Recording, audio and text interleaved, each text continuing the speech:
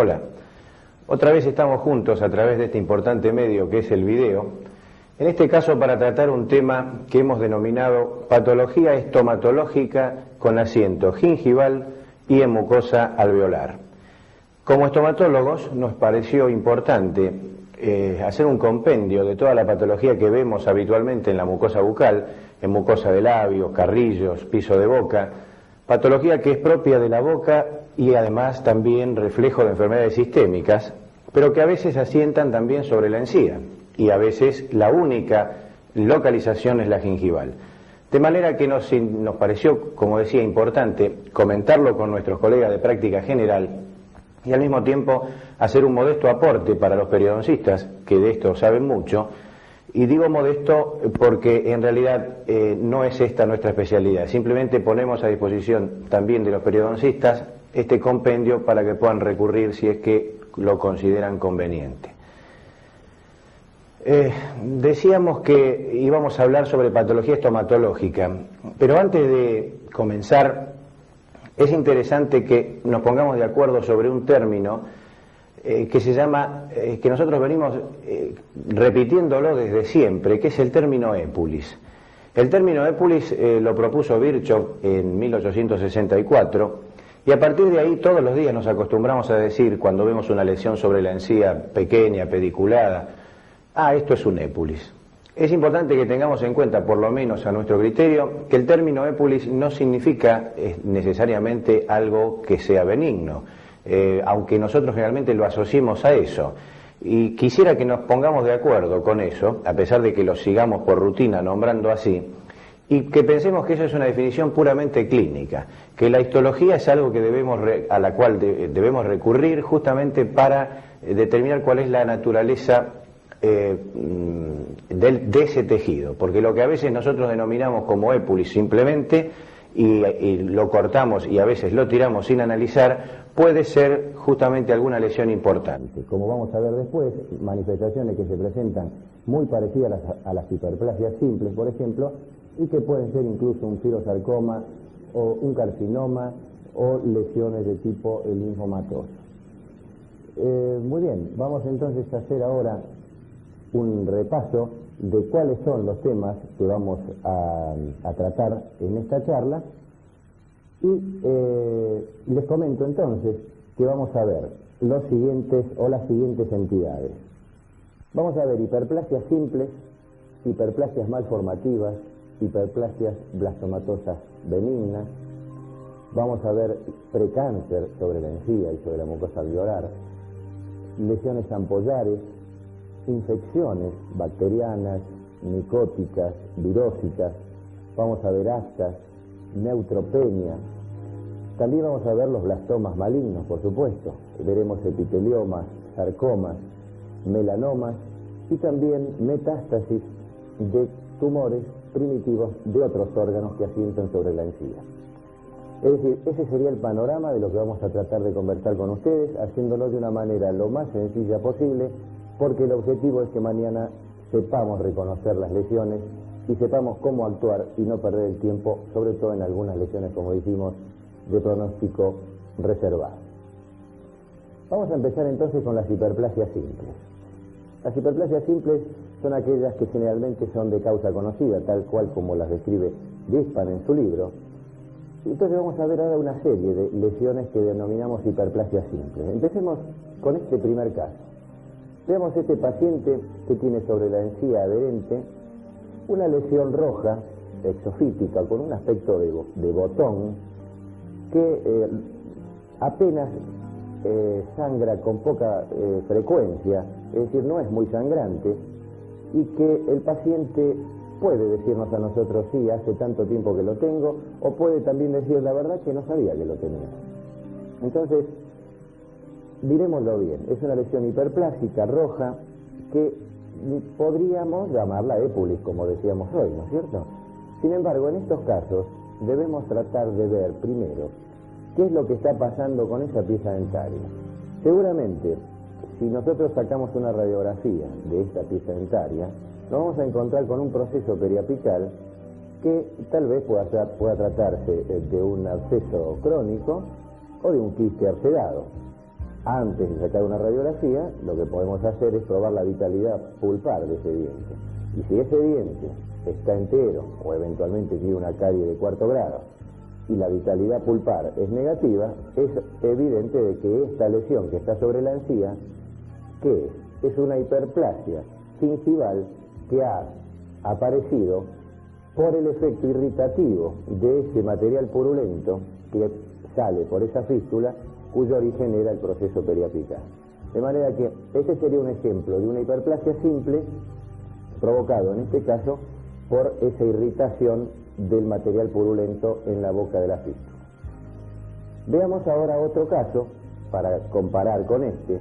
En este maxilar inferior, si ustedes observan con cuidado, van a ver que en la tabla interna de este maxilar inferior, en la zona de la gingiva, en la zona de mucosa alveolar, aparece también una lesión hiperplásica simple, aparentemente sin pedículo, que no sangra y que tiene el color bastante parecido al de la gingiva.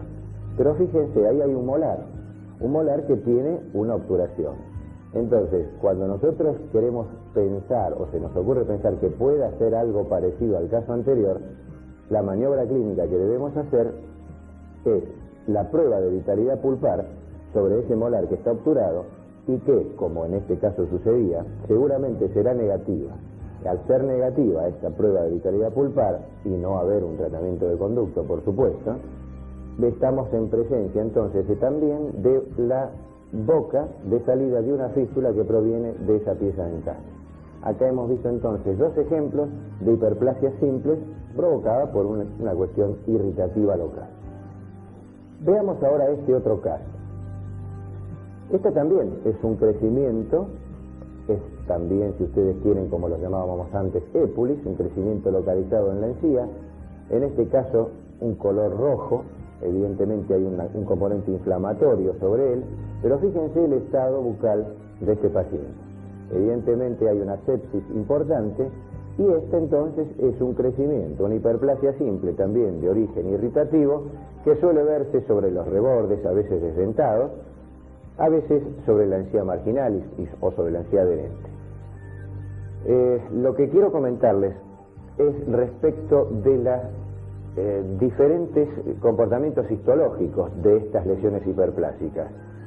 Cuando ustedes estudiaban épulis decían que había un épulis fibromatoso, angiomatoso, granulomatoso. Es real, es decir, la estructura histológica de cada una de estas hiperplasias va a marcar el nombre con el cual va a ser nominado esta entidad. Si hay un componente angiomatoso, evidentemente es una lesión que sangra mucho porque hay muchos vasos sanguíneos y bueno, tendremos lo que llamamos hiperplasia angiomatosa o épulis angiomatoso. Si el componente fibroso es el que predomina, lo veremos inclusive, como vamos a ver ahora, con esa característica fibrosa. Si es granulomatoso porque predomina el tejido de granulación, también lo veremos rojo y sangrante. Estas son estructuras histológicas diferentes, pero que para el práctico general, vuelvo a insistir, no cambia para nada cuál va a ser su conducta. Es decir, el reconocimiento de una lesión benigna nos va a llevar a un tratamiento que va a ser en primer lugar la biopsia, el estudio histopatológico y luego la extirpación quirúrgica, generalmente sin posibilidades de recidiva, salvo algunos casos como vamos a ver. Volvamos entonces ahora a este otro caso, en donde ustedes están viendo cómo con una sustancia reveladora se está observando la presencia de placa bacteriana en esas piezas dentarias que están acompañando justamente a un proceso de una hiperplasia simple localizada con un tamaño bastante considerable y que responde justamente a esa definición, a una hiperplasia simple, en este caso también de origen irritativo. Lo mismo que en este otro maxilar inferior, en donde la hiperplasia ya ha avanzado prácticamente sobre la superficie, las caras oclusales de las piezas dentarias, ha dejado encerrado incluso un resto radicular, pero fíjense ustedes en qué condiciones está la boca. Fíjense la presencia de tártaro en esas otras piezas dentarias. Muy bien, veamos ahora este otro caso entonces. Esta es otra hiperplasia gingival inflamatoria entre los dos incisivos centrales que tiene si uno quiere especular con la característica histológica, tiene diferentes elementos. En un sector está más rosado, más fibroso, en otro sector aparece una imagen blanca como si hablara de una hiperqueratinización superficial, y en otros sectores está un poco más rojo, lo que hablaría de la presencia de material de tipo granulomatoso. No interesa cuál es la estructura de esto. Fíjense que el tiempo de evolución largo, no existe compromiso de los tejidos vecinos, no hay adenopatías, no hay dolor, es decir, todo ese componente semiológico que es común a estas hiperplasias simples, nos están llevando a pensar con bastante derecho a decir que estas son entidades de tipo hiperplásico simple. La conducta entonces será la extirpación quirúrgica, el estudio histopatológico para confirmar lo que habíamos pensado clínicamente.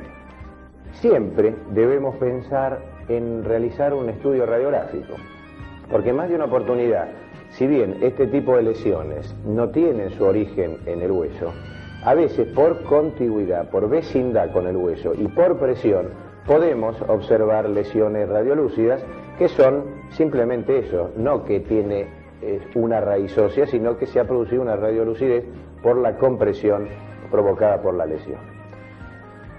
Este otro caso que estamos viendo ahora también es una hiperplasia simple sobre la encía adherente, pero extendida superficialmente, es decir, no es tan exofítica como hemos visto en los casos anteriores. Y ahora vamos a ver este otro caso realmente exagerado, en mucosa alveolar, en un paciente desdentado, en donde acá ustedes pueden observar una gran masa hiperplásica, que el tiempo de evolución largo que nos está mostrando o que nos está contando este paciente, nos está hablando de la benignidad del proceso. Es decir, estamos viendo una lesión exofítica, pediculada, con una imagen blanquecina en la superficie, lo que está hablando de la queratinización. Fíjense, este paciente prácticamente está masticando con esto porque, por supuesto, no puede usar su prótesis. Algunas zonas más oscuras corresponde a hematomas, extravasación de líquidos de sangre provocada por el traumatismo.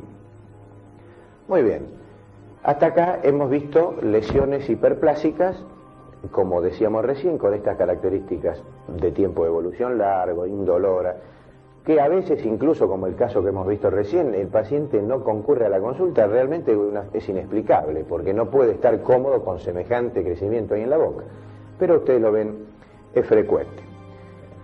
Ahora, existen lesiones también de tipo hiperplásico simple, cuya coloración, es decir, en el momento que lo estamos viendo en la consulta, tienen un color determinado. Ese color rojo vinoso de estas lesiones, como las que estamos viendo ahora, son característicos en los granulomas gigantocelulares periféricos o centrales.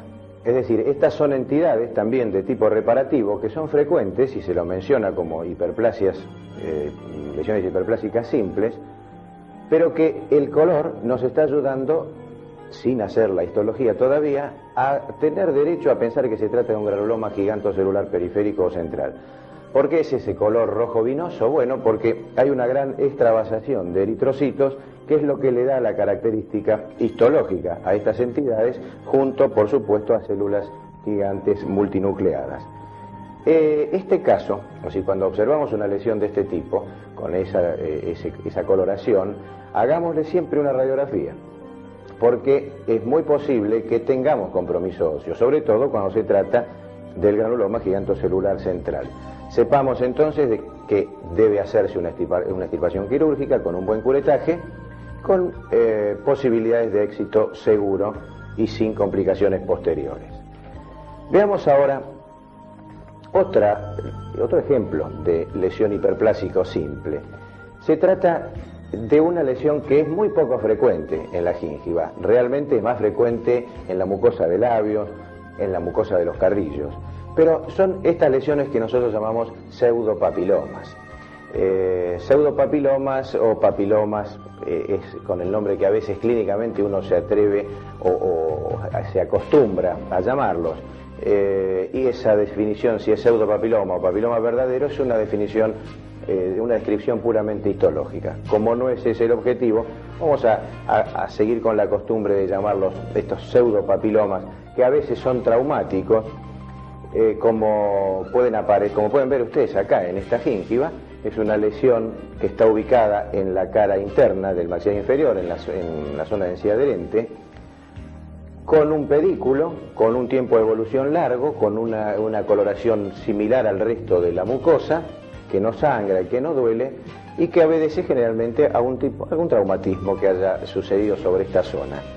Este tipo de lesiones, para que ustedes la ubiquen, no son tampoco propias de la encía. Pueden verse, como les decía recién, en los carrillos. Fíjense, les traje acá esta diapositiva para que ustedes vean y comparen a qué entidad nos estamos refiriendo. Fíjense este pseudopapiloma traumático del carrillo con un tamaño considerable. Esto que estamos viendo del carrillo es la misma naturaleza de lo que habíamos visto recién en gíngiva.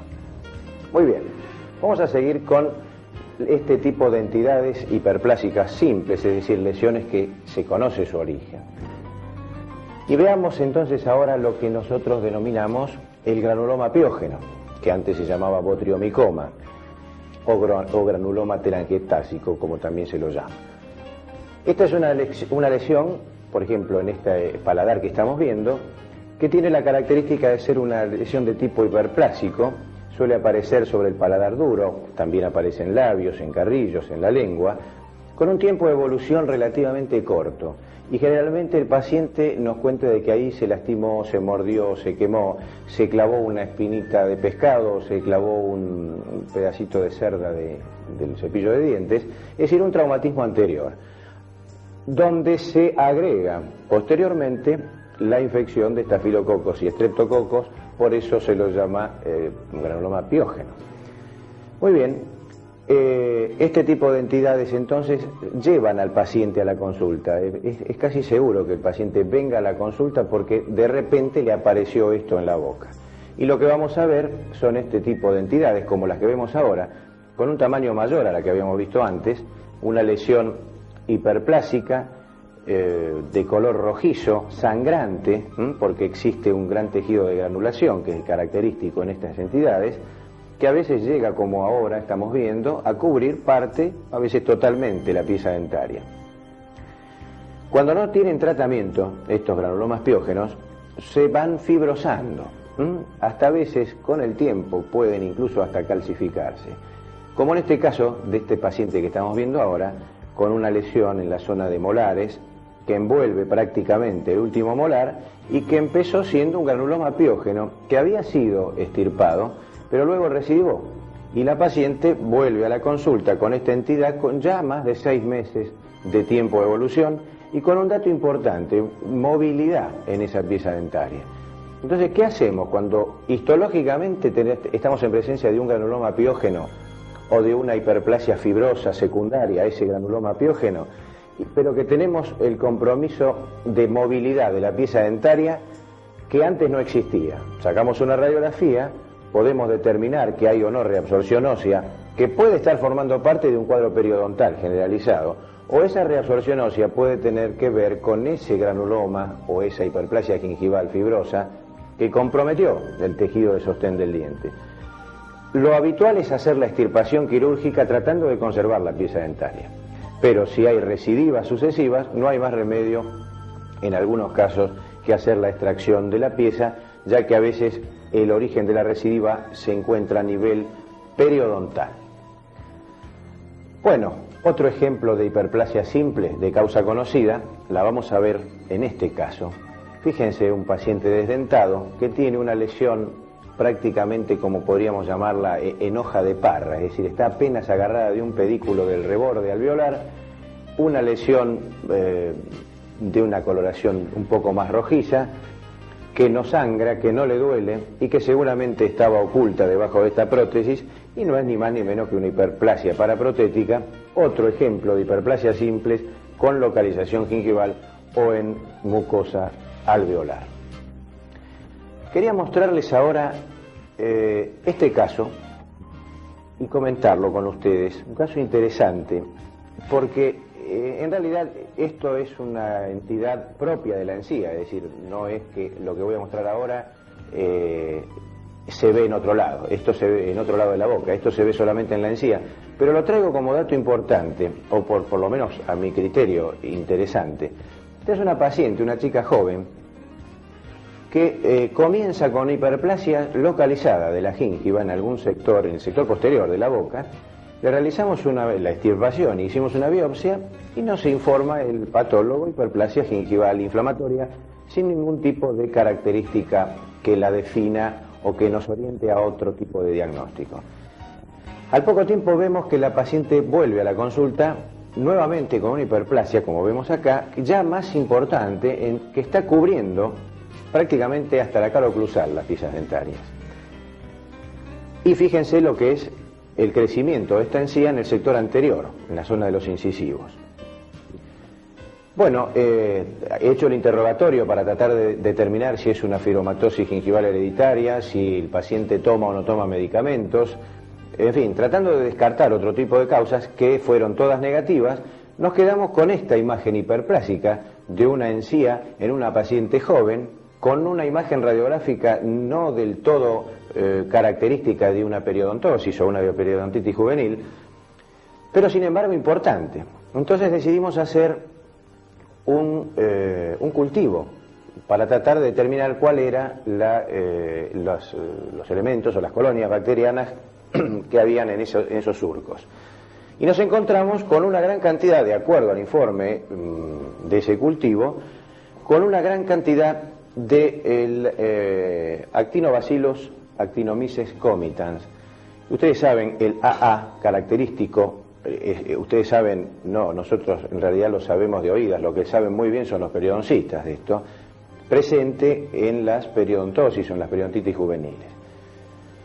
Realizamos la extirpación quirúrgica, hemos hecho la eliminación de esa hiperplasia gingival, le dimos el tratamiento característico que recomiendan los periodoncistas con tetraciclina durante 14 días y le sugerimos a la paciente una buena higiene, control de placa, etcétera, etcétera. El asunto es que la paciente al año exactamente vuelve otra vez con estas lesiones hiperplásicas. No tengo en este momento acá el material fotográfico de esta paciente porque en este momento está en atención. Otra vez nuevamente con esta hiperplasia gingival. La comentamos acá simplemente como un aporte. Todavía no tenemos claro, ahora vamos a hacer un antibiograma, no tenemos claro cuál es la causa, porque ya le digo, no es hereditaria, no es medicamentosa, no toma ningún tipo de medicamento. En fin, pensamos que es una reacción exagerada a las gingivitis comunes o frecuentes que se ven diariamente en el consultorio o en los casos de consultorios de periodoncia.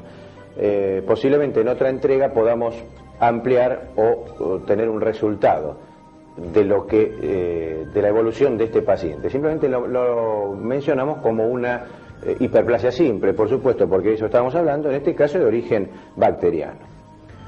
Muy bien, veamos ahora este otro caso. Estas hiperplasias simples, dijimos, tienen un origen conocido. Y volviendo entonces, o siguiendo con hiperplasias simples de origen conocido, veamos este caso. Esta paciente, una mujer embarazada, y ustedes ya cuando le estoy diciendo mujer y embarazada, ya se están imaginando o ya están pensando con derecho de que lo que estamos viendo ahí es esa lesión frecuente en el embarazo llamada tumor de embarazo, epulis gravidicum o granuloma telangiectásico. ¿Por qué granuloma telangiectásico? Porque histológicamente este epulis de embarazo, por llamarlo así, es exactamente igual a aquel granuloma también telangiectásico o granuloma piógeno que habíamos visto un ratito antes. Lo que pasa es que acá los factores hormonales parecen tener que ver con la aparición de estos granulomas telangiectásicos, por ejemplo en el embarazo. También se ve esto en pacientes con diabetes mellitus o en pacientes con otro tipo de enfermedades sistémicas. Pero en el caso de la embarazada es muy frecuente. Entonces, ¿qué hacemos? ¿Cómo lo identificamos? Un crecimiento localizado de la gíngiva, sangrante. La paciente a veces se asusta, concurre a la consulta, porque como ustedes ven en este otro caso, a veces llega a tomar un tamaño mayor. Fíjense que acá estamos viendo desde el paladar cómo avanza hacia adelante esta lesión de tipo hiperplásico, que el paciente por supuesto se asusta porque supone que es una cuestión tumoral y además que va creciendo generalmente a partir del segundo o tercer mes de embarazo. Fíjense en este otro caso, esta paciente ha crecido en una zona con una apariencia así difusa, no localizada en un sector importante de gíngiva con una coloración rojiza que es muy sangrante, y fíjense cómo llega incluso a invadir el plano oclusal. En estos casos, ¿qué se hace? Se sabe que un gran porcentaje de casos de granuloma telangiectásico o épuli de embarazo involuciona después que el paciente tiene su criatura, tiene el hijo o la hija. Entonces, involuciona. Pero cuando en el momento que aparece durante el embarazo y le ocasiona trastornos porque sangra espontáneamente y tiene hemorragias consecutivas, bueno, lo que se aconseja es eliminar, hacer la electrocoagulación, utilizar la criocirugía o tratar de eliminar esos sectores que están en zonas traumáticas para no someterla a la paciente a una intervención de una extirpación total, porque como les digo, involuciona en una gran cantidad de casos cuando el paciente llega al parto. Muy bien.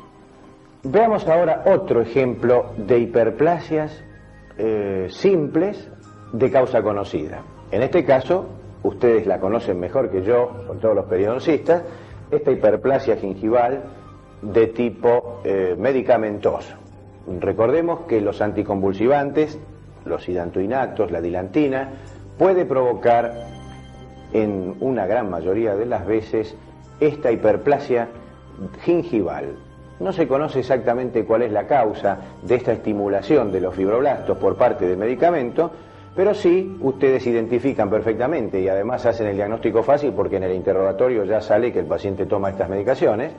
Y fíjense, lo característico es este crecimiento difuso, generalizado, de la encía marginal y adherente, con un aspecto bien fibroso, que es lo que caracteriza a este tipo de lesiones, y que si ustedes se acuerdan y comparan a la que yo les había mencionado anteriormente, ese caso bastante, vamos a decir, difícil que estábamos manejando de hiperplasia gingival, aquel era friable la mucosa, acá es la encía, acá es bien fibrosa.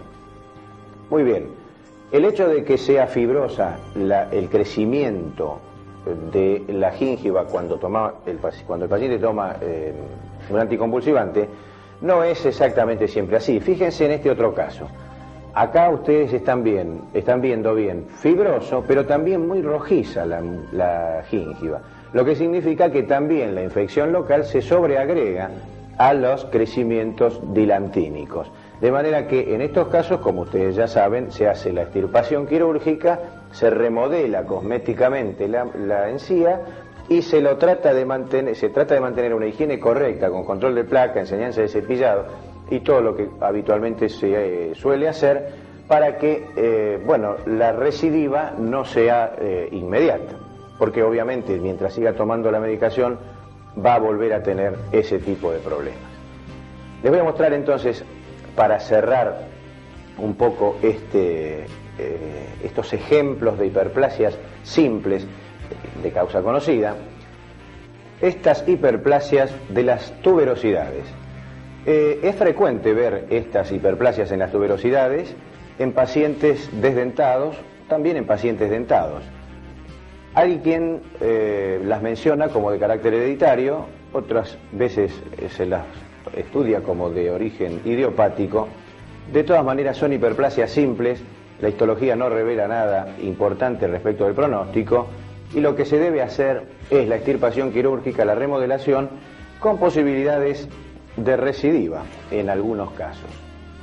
Muy bien, hasta ahora hemos visto hiperplasias simples. En aquel cuadro que solíamos ver cuando hablábamos de tumores, decíamos hiperplasias simples, malformativas y blastomatosas. Vamos a seguir esa línea y hemos terminado de ver hiperplasias simples. Vamos a ver ahora las malformativas. Dentro de las malformativas existen, a nuestro criterio, o bien es importante mencionar a los angiomas. Los angiomas sean de la naturaleza que sea, porque los angiomas también pueden ser hiperplasia simple, malformativos y blastomatosos, es importante que los conozcamos, sobre todo cuando asientan en la gíngiva. El angioma, como ustedes están viendo acá, en este caso, es muy frecuente en la mucosa del carrillo, como en este caso, un angioma de tipo tuberoso, en la mucosa de los labios, como angioma plano. En fin, la localización de los angiomas en la boca ocupa cualquier sector, pero también lo ocupa en la gíngiva. Y cuando lo ocupa en la gíngiva debemos reconocerlo perfectamente. ¿Por qué? Por la hemorragia que podemos provocar haciendo una extracción dentaria sin conocer previamente la existencia de este angioma, y podemos tener más de un dolor de cabeza o de un mal rato. Por eso vamos a mostrarles, en este caso, por ejemplo, un angioma en la mucosa palatina y en la zona de encía marginal y encía adherente, en esta zona que rodea al último molar, con una característica de una lesión elevada, más bien negruzca, es decir, azul oscuro, que puede llegar a confundirnos con lesiones de tipo melanótico. Ustedes ya saben que la diferencia que uno tiene, o el método que uno se vale para realizar el diagnóstico de un angioma en la mucosa bucal, es la vitropresión o la diascopía, que ustedes ya saben qué es agarrar un pedacito de vidrio o un pedacito de plástico o de acrílico, presionar sobre la lesión que nosotros creemos que es un angioma, y en el caso de que sí sea un angioma, o sea una lesión que está dentro de los vasos, cuando provoquemos la presión sobre esa lesión, se va a producir una isquemia, es decir, se va a empalidecer. ¿Por qué? Porque estamos empujando la sangre para que se vaya por los vasos que están nutriendo ese angioma. A diferencia de las lesiones extravasculares o melánicas, en donde por más que nosotros empujemos con un vidrio, esa imagen o esa intensidad de color no va a cambiar. Entonces, haciendo un buen diagnóstico clínico, vamos a reconocer a esos angiomas, que también asientan sobre la gíngiva, que es la clase de hoy. Como, fíjense, en este otro caso, un angioma tuberoso que está asentando sobre la gíngiva en la zona de maxilar inferior, en la zona de caninos, con un aumento de volumen importante, quiere decir que ahí hay un angioma de tipo tuberoso. Es importante reconocerlos, insisto. ¿Por qué? Porque nosotros podemos tener una complicación hemorrágica.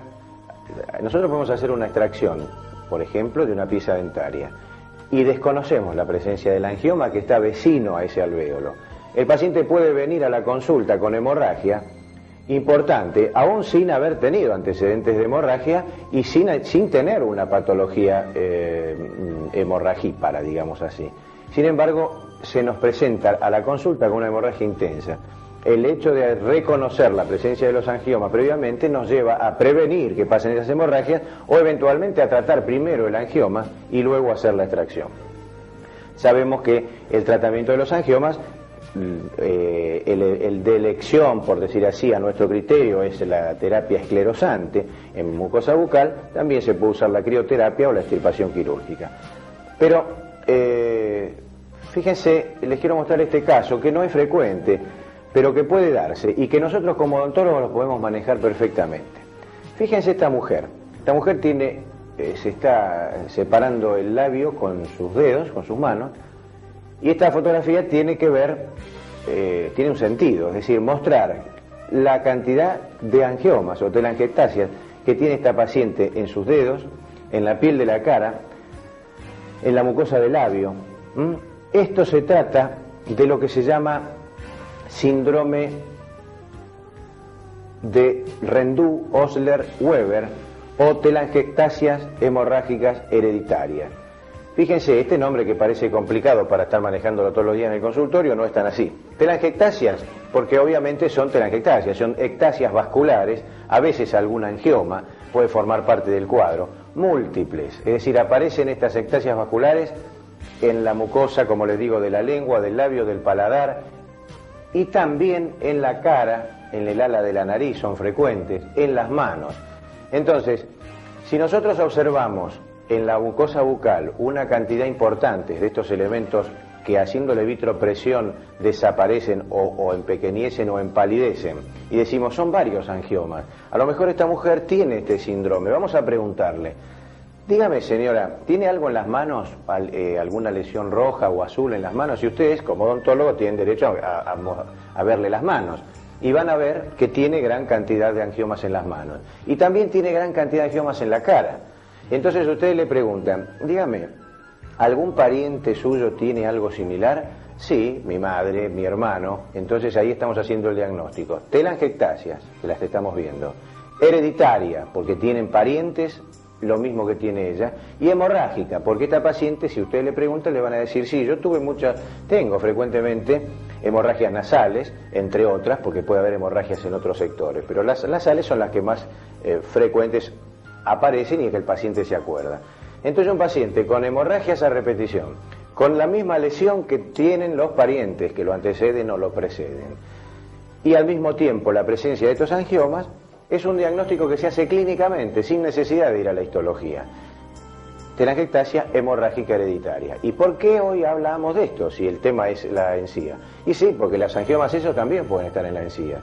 Entonces, es importante que reconozcamos la presencia de estos angiomas para llegar a hacer el tratamiento previo antes de hacer una extracción o algún tratamiento gingivo-periodontal para evitar hemorragias. Hemorragias que se pueden convivir perfectamente, ya que estos pacientes no tienen un terreno de coagulación o de trastornos de coagulación. La coagulación es normal. Fíjense entonces en este otro caso cómo estamos viendo ese angioma en la mano. Acá, al lado del anillo, ven otro angioma característico de este proceso que se llama telangiectasia hemorrágica hereditaria. Les decía que hay que a veces uno hace a vitropresión para comparar con lesiones de tipo pigmentario, pero sin embargo hay otras manchas que también aparecen en la encía, como en este caso que estamos viendo, una mancha azulada que está sobre el reborde alveolar. Acá vemos también esta otra mancha azulada que si hacemos la vitropresión, o sea, ponemos el vidrio, no se mueve, no se va, y que se trata en este caso de un tatuaje por amalgama. Y es frecuente que ustedes lo vean. ¿Qué es lo que ha sucedido? En alguna obturación que el paciente le han hecho con amalgama en ese sector, se puede haber quedado incluido dentro del tejido restos de ese material de obturación, y la impregnación argéntica produce este tipo de manchas sobre la encía. Les cuento que he visto en alguna oportunidad, en una sola oportunidad, una gran imagen negra en la mucosa de la encía marginal y en la encía adherente, y también en el periósteo y en el hueso, en un paciente al cual le habían hecho una apicectomía y una obturación retrógrada con amalgama. Es decir, hemos visto un tatuaje no solamente de mucosa, el de la gingiva, sino también en periósteo y en hueso. Por supuesto que no tiene ningún tipo de tratamiento ni ningún tipo de complicación posterior, es simplemente una mancha a la cual sí hay que identificar histológicamente a través de una biopsia para tranquilidad nuestra y del paciente. Muy bien, hasta aquí entonces hemos visto una serie de entidades que nos parecieron importantes para repasar entre los odontólogos de práctica general y los periodoncistas. En la segunda parte de esta charla vamos a continuar con el resto de la patología que puede verse en la gingiva. Veremos precáncer, veremos enfermedades ampollares, infecciosas, aftas, neutropenia y también el cáncer. Muchas gracias.